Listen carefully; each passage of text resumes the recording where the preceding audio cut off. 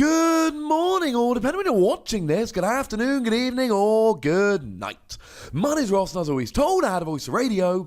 So today, I am back to show you another weird Japanese deck that's gone and won itself a tournament. The lovely Code 64X has hooked us up again, and once again, I'm not showing you these weird random homebrew decks that somebody thought might be cool. I am showing you decks that have actually won tournaments over in Japan, so you can see the kind of cards and combos you can be using when these cards are out over here. Today, ladies and gentlemen, we are looking at a deck that combines Vaporeon and Omastar. Yes, the same Vaporeon that I said wasn't very good. Yes, the same Vaporeon that we've already seen a winning deck list from. I'm sorry, okay? And the Omastar, the Omastar just looks like fun. In fact, let's start with the Omastar. The Omastar is a bit of this deck that really intrigues me. So the Omastar here is a stage 2, and it does evolve from Mysterious Fossil. Mysterious Fossil is a bit of a pain, because on the one hand, you can't search it out with things like Ultra Ball, Boo, etc. But on the other hand, it is quite nice that you can't start with it. So this deck only plays 4 Eevee. They are the only basic Pokemon that this deck plays, so you can guarantee that you start with an Eevee because you literally aren't playing any other basic Pokemon. This actually really helps you out quite nicely here. Okay, so that's a cool thing. So what does the Omastar actually do? Well, the attack's kind of garbage and nobody cares, but the ability says Fossil Restrain. Obviously, our translations come from the lovely David Hochmann here. If you have fewer Pokemon in play than your opponent, Item Lock. Your opponent cannot play item cards. Has anyone figured out where we're going with this yet? Because you're playing Eevee and you've got Omastar to block items. Yeah, we're playing Glaceon as well. You see, I called it Vaporeon Omastar, but it's really Water Eevees and Omastar. You see, Glaceon here's got the wonderful ability whereby if it's in the active, your opponent cannot use abilities on their EX and GX Pokemon. Doesn't block non-EX, non-GX abilities, but it blocks enough. It blocks your opponent's Lycanroc. And don't forget that in Japan at the moment, the Dusk form Lycanroc is also seeing a bunch of play, whose ability is literally just a Team Flare Grunt. Okay, that's pretty good. And then it blocks Decidueye from dropping damage counters, which could be kind of fun.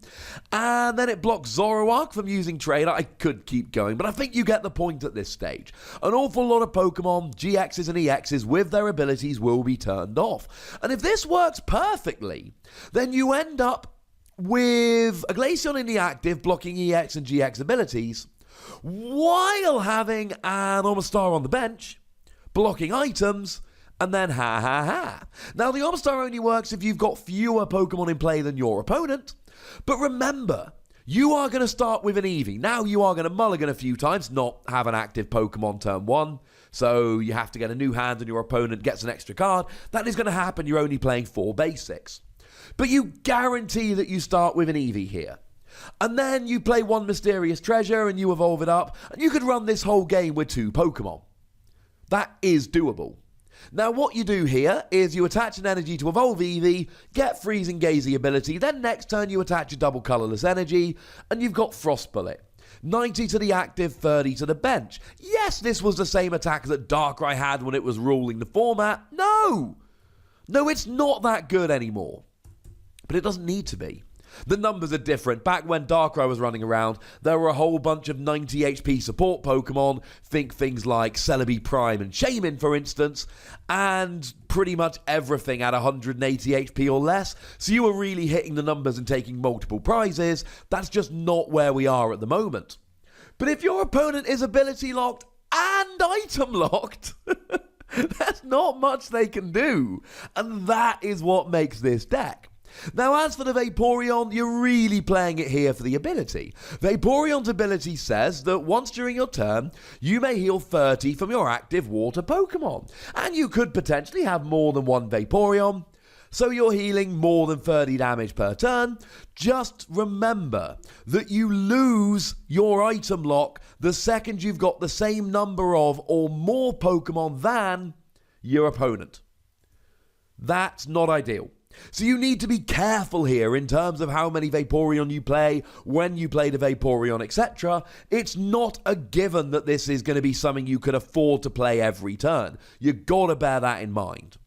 But for the time being, yeah. So now you've got ability lock, and you've got item lock, and you're healing. This is an annoying deck, ladies and gentlemen.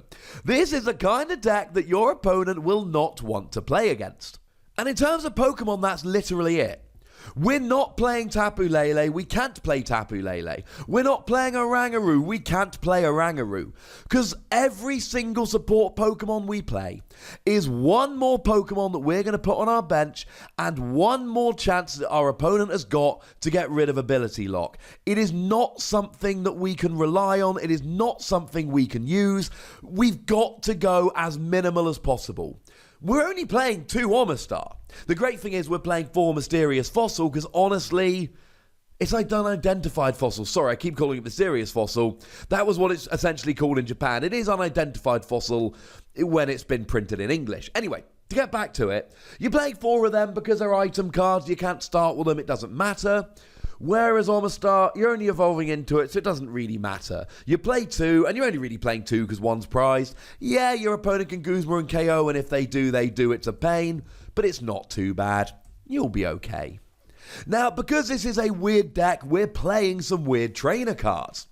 We've got Fossil Excavation Map. To be fair, it doesn't see much play because we don't see many fossils seeing play. This is one of those cards that gives you 2 options. Either you search for an unidentified fossil in your deck and put it in your hand, or you get one out of your discard pile. This gets your unidentified fossil either from your discard or from your deck. You play 2 of these as a little bit of extra search. We'd see 2 copies of Choice Helmet, which reduces damage done by EXs and GXs by 30. Again, you're trying to make sure that you're just locking your opponent down. So the combination of Choice Helmet and Vaporeon here just keeps you alive just that little bit longer. And it's not that unusual, but come on, you're playing a Disruption deck here. You've got item and ability lock, so let's get some Crushing Hammer going on, shall we? Get rid of your opponent's energy so they can't do anything along those lines. Ha ha ha. We then see a couple of Viridian Forest. I said this was going to see play. Of course this was going to see play. I will put a link to the video about this and Omastar. All the Japanese cards haven't been released yet. I've done videos on them. I'll put links to those videos in the description. So do go check them out. I'd be delighted. But what this says is that you can, once during your turn, discard a card from your hand, search for a basic energy. Remember, you need that turn 1 basic energy so that you can get the turn 1 Glaceon. Because if you get turn 1 Glaceon, your opponent doesn't get turn 1 Tapu Lele. That is absolutely huge. And if you go first and get the ability lock from turn 1, you could end up just winning the game because your opponent can't play, which is kind of fun. Now, we also see 2 copies here, and this is a card I've not seen in almost any deck. To put this in perspective, this card has been out for a while, and I don't have it in my folder of cards that I use when making these videos. I had to actually go and find a scan of this card because I've never used it in a video before, despite the fact it came out in the Sun and Moon base set. It's Big Malasada. Heal 20 damage and remove a special condition from your active. The healing is okay, but of course potion does 30. But what's really good about this is that you get rid of a special condition. And you might need that. Because if your opponent poisons you or burns you, you don't want to get out the active. You want to keep your Glaceon in the active. You don't want a Glaceon in the active and a Glaceon on the bench, because then you've got more Pokemon in play and you might lose the item lock with Omastar. So you need to keep your Glaceon alive, and special conditions hurt. In terms of drawing cards for your Pokemon, we've got Ultra Ball. Search any Pokemon, 2 of those. Nest Ball gets your basics, 2 of those. Timer Ball gets your evolutions, 2 of those. Nice. We've obviously got Rare Candy here, only 3 copies, because, well, one of the cards we're playing here is Bill's Maintenance. I know, right? It's actually called Bill's Analysis. My apologies. We got Bill's Analysis. Bill's Analysis. What this does is it lets you look at the top 7 cards of your deck, find 2 trainer cards you find there, and put them into your hand. It helps you search out stuff like your Rare Candy and Crushing Hammer, which you may well need. In terms of your supporter cards, other than that, we're playing Lily. Lily's a great draw supporter. We're playing Guzma because it drags Pokemon off your opponent's bench. We're playing a couple copies of Judge. I mean, look, we're already playing Ability Lock. We're already playing Item Lock. We're already playing Crushing Hammer. So yeah, let's play some Judge to hurt their hand. Why not? And then a couple copies of Erica's Hospitality, which I believe is going to be a huge staple in almost every deck. If you've got 6 or more cards in your hand, you can't play this. So just make sure you've got fewer than 6 cards in hand. And then you get to draw 1 card for each Pokemon your opponent has in play. It's good draw power. It's going to see an awful lot of play. So there we go, ladies and gentlemen. This is a weird deck. This is a very unusual deck. But if you like control decks, and you like decks that can really hurt your opponent, how about Item Lock plus Ability Lock in the same deck? This could work. Now, similarly, you can easily misplay, put too many Pokemon out, and your opponent gets their items back. And you could come across something that could one-hit KO Glaceon and actually get set up and lose. But this is one tournament in Japan. And I, for one, am a little bit excited about a weird deck like this. But I would like to know if you're excited, so might I please suggest you go nuts in the comment section, while also respectfully requesting that you remember to be nice. And then make sure you like this video, subscribe to this channel, follow me on Twitter at the WATEEVEES, and Twitch for some live action at twitch.tv/PTCGRadio.